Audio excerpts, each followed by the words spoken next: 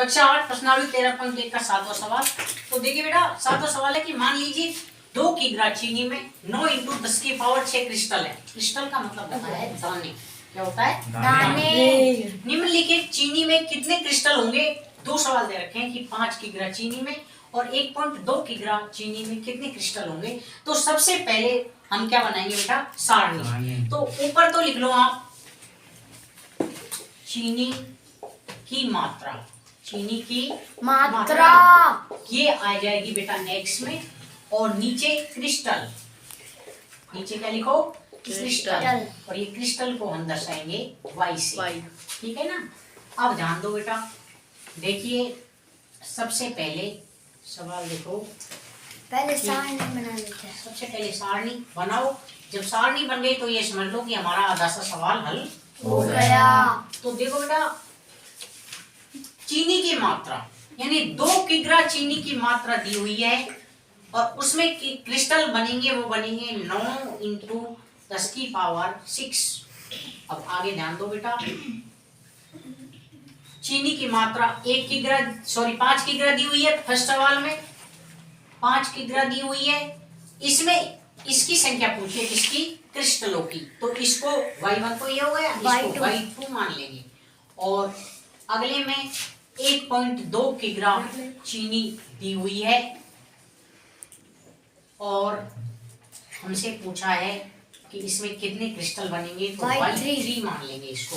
Okay बेटा, अब ध्यान दो आप। अब देखो इसको हम हल करेंगे तो देखो जैसे जैसे चीनी की मात्रा बढ़ती जा रही है वैसे वैसे क्रिस्टलों की संख्या भी बढ़ती जा रही है। यानी जैसे जैसे x की संख्या में वृद्धि हो रही है वैसे वैसे y की संख्या में वृद्धि हो रही है। इसका मतलब ये क्या है?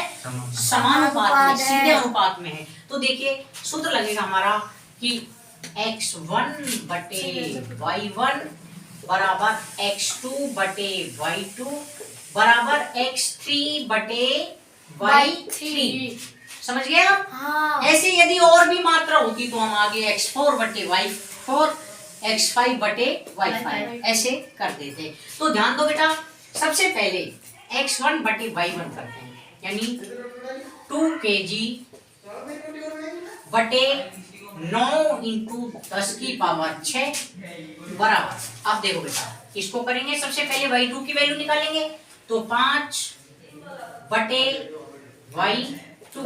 देखो बेटा क्रॉस मल्टीप्लाई, सबसे पहले y की संख्या इंटू, तो 2y2 है, 2y2 बराबर 9 इंटू 10 की पावर 6 इंटू 5। अब देखो बेटा y2 की वैल्यू निकालेंगे तो y2 बराबर 9 इंटू 10 की पावर 6 इंटू 5 बटे 2 आ जाएगा ना बटे में, तो 2 एकम 2 2.5 आ गए। अब देखो बेटा इसको सोल्व करेंगे तो 25 नम्मा 225, 25 नम्मा 225 लिख देंगे। सबसे पहले 225 लिख दिया। कितने अंक छोड़ के पॉइंट है? एक अंक छोड़ के पॉइंट, तो एक अंक छोड़ के पॉइंट लगा देंगे हम, यानी 22.5 इंटू 10 की पावर 6। लेकिन ध्यान दो बेटा, अब जब ये सवाल आ जाता है तो इसको हमको स्टैंडर्ड रूप में कन्वर्ट कर देना है। स्टैंडर्ड रूप का मतलब मानक रूप में, और जब मानक रूप में परिवर्तित करेंगे तो पॉइंट लगेगा हमारे 2 के बाद में, तो 2.25, और जब 2 के बाद में पॉइंट लगेगा तो आपको पता है कि नहीं, 2 के बाद में पॉइंट लगेगा तो इसमें 1 की वृद्धि हो जाएगी, तो ये हो जाएगा 10 की पावर 7। तो फर्स्ट में कितना आंसर आ गया? y2 की वैल्यू 2.25 इंटू 10 की पावर 7। अब ध्यान दो बेटा, अब हम निकालेंगे किसकी वैल्यू? y3 की वैल्यू। तो सूत्र वही लगेगा x1 बटे y1 बराबर x3 बटे y3। तो देखो बेटा x1 का मान वही 2 बटे 9 इंटू 10 की पावर 6 बराबर 1.2 बटे y3। अब ध्यान दो सबसे पहले y3 की, तो 2y3 बराबर 1.2 इंटू 9 इंटू 10 की पावर 6। अब ध्यान दो बेटा, किसकी वैल्यू निकालेंगे? y3 की।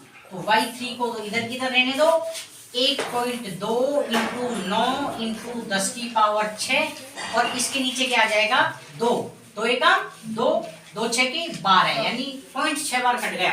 अब देखो इसको 0.6 को 9 से इंटू करेंगे तो 9 6 की 54 आ गया और एक अंक छोड़ के पॉइंट लगा देंगे तो 5.4 इंटू 10 की पावर 6।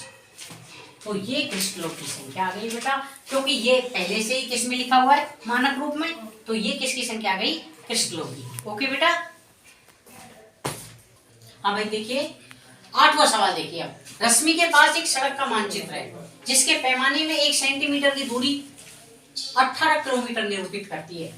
वह उस सड़क पर अपनी गाड़ी से 72 किलोमीटर की दूरी तय करती है, तो उसके द्वारा तय की गई दूरी मानचित्र में क्या होगी।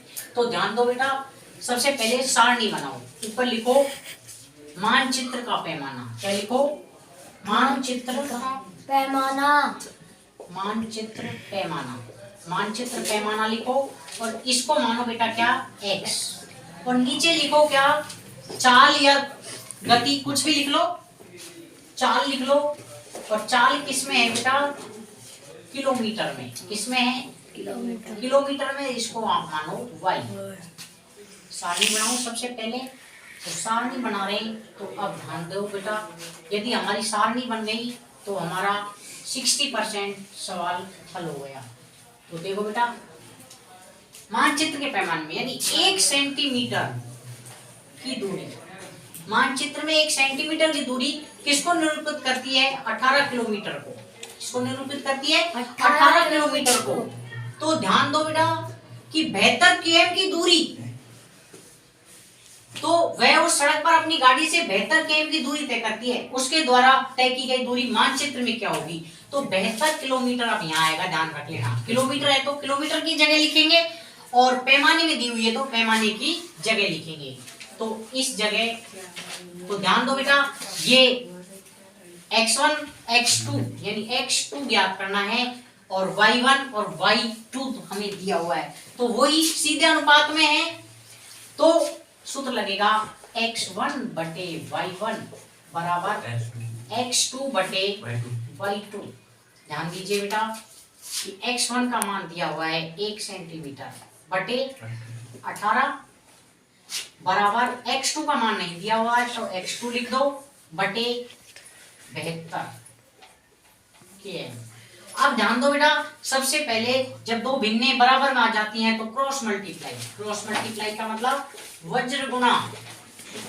अब देखो बेटा ये इधर करा रहा हूं इसको, तो सबसे पहले x2 की संख्या इंटू करते हैं, तो 18 इंटू x2 किया तो 18 इंटू x2 किया बराबर 72 इंटू 1 किया तो 72 आया। अब मुझे x2 की वैल्यू चाहिए, तो x2 बराबर 72 बटे 18, क्योंकि यहाँ गुणा में है तो जो गुणा में होती है वो किस में चल जाती है बेटा भाग में। 18 एकम 18, 18 चौक 72, तो कितनी आई x2 की वैल्यू 4 सेंटीमीटर, यानी मानचित्र में उसकी टोटल लंबाई कितनी आई। तो लिख दो कि मानचित्र में x2 की लंबाई 4 सेंटीमीटर। आंसर ये आपका क्या हो गया आंसर।